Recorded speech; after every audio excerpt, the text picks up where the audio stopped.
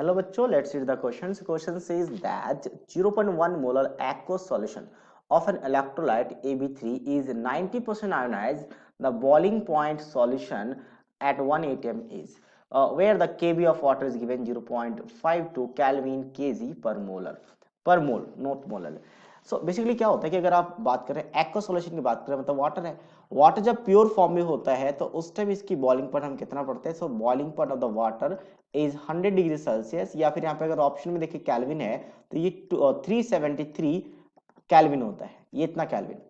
But अगर मैं वही बात करूं इसमें अगर हमने क्या किया, कोई एक सॉल्ट इलेक्ट्रोलाइट को ऐड कर दिया तो उससे क्या होता है, इसका बॉइलिंग पॉइंट इंक्रीज हो जाता है, जिसे कहते हैं एलिवेशन इन बॉइलिंग पॉइंट।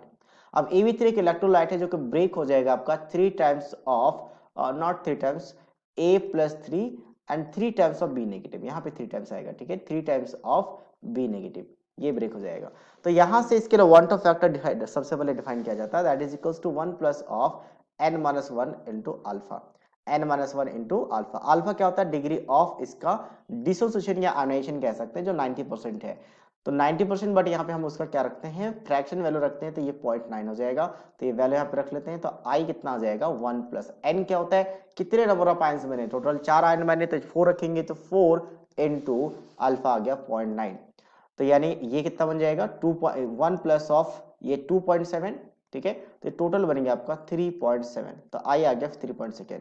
अब एलिवेशन इन बॉइलिंग पॉइंट क्या होता है? Elevation in boiling point, not B, BP आ जाएगा boiling point. So that is delta T F, T naught T F, TB, delta TB is equals to van't of factor into molality into KB value.